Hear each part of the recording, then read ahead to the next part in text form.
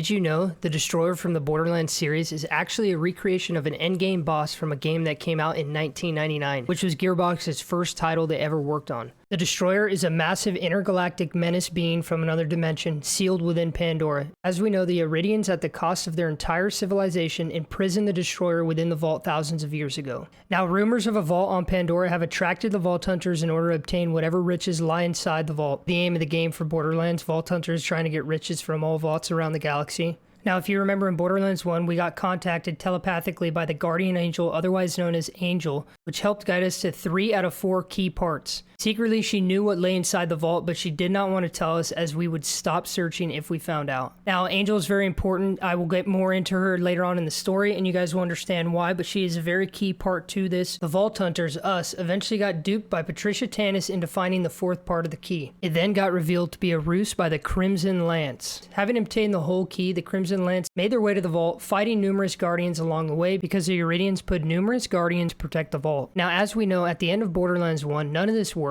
because Commandant Steely opened the vault, or at least opened a part of it, only to be impaled by a tentacle revealed to be from the Destroyer itself. It quickly killed off her escorting troops as well before focusing on the Vault Hunters, but was ultimately defeated, which we did victoriously. To protect its reputation, the Crimson Lance then claimed the kill, blaming the Vault Hunters for releasing it, which we know is all a lie. Now, with Borderlands 1 being over and us moving forward in the timeline to Borderlands the pre-sequel, it is revealed that Jack obtained the Destroyer's eye after its death and used it to create a super weapon for under construction Helios Moonbase. This weapon was dubbed the Eye of Helios. It was capable of destroying entire settlements and nearly led to the destruction of Pandora's moon Elpis. If you remember, Moxie then attempted to foil Jack's plan. A side quest involved us retrieving the piece of the eye and attempting to reuse it, but ultimately failed and the eye was completely obliterated. This is where Angel comes in play again. As you may or may not know, Angel is the daughter of Handsome Jack, formerly known as Jack. Throughout the story, she goes back and forth with being good and bad, helping the Vault Hunters as well as being conniving, claiming to help them when actually she's here to help her father. Her ulterior motives are unclear at the beginning of Borderlands, but then they become more clear as the story progresses, stating that she wanted to be present at the vault when it eventually was unsealed.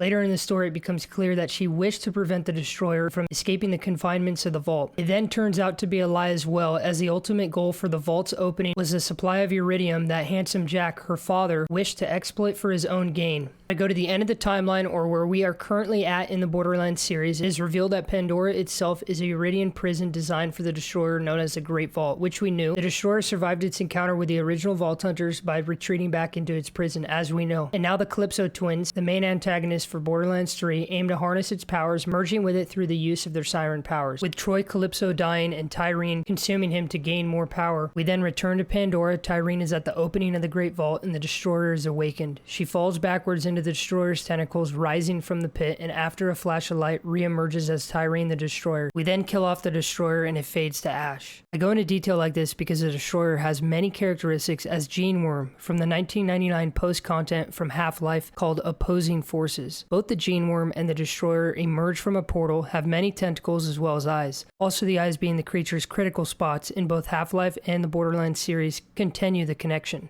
Gene Worm as well as the Destroyer in Borderlands 1 sink back into the portal after defeat. This raises 2 questions though. Is Gene Worm and the Destroyer a similar concept, or is this just a coincidence? And is the Destroyer actually dead? With the Destroyer only partly emerging during its first encounter in Borderlands 1 and fully emerging during its fight in Borderlands 3, does that mean that's it? It also is stated that the vault isn't actually fully open yet and is still opening during the final cutscene in Borderlands 3. The way they describe the Destroyer, we must only be fighting tiny parts of it. They describe it as monstrous enough to consume entire solar systems, stars and all. In Tyreen's case, she probably only consumed and interfaced with a small exposed part of the Destroyer, as the vault wasn't entirely open, hence the sacrifice at the end. As for Steely's case, that vault was actually a feeding hole for the Destroyer. The Iridians intended for people to open that port and be consumed by the Destroyer just as Steely and her crew were. They believed that the adventurers eaten here would be enough to satiate the Destroyer. So long as you feed it, it will not try to break its chains. Thus, those that died there were necessary sacrifices to keep the galaxy safe. Let me know what you think. Is the Destroyer a recreation from a Gearbox title that came out in 1999? And is the Destroyer actually dead? Or is this just theory and speculation? Let's talk about it down in the comments below. I appreciate everybody who checked out the video. Thank you guys so much. Subscribe to the channel for more Borderlands content. Drop a like on the video. It really helps me and the channel grow. And as always, stay happy, stay hyped, have a beautiful day, and good luck looting.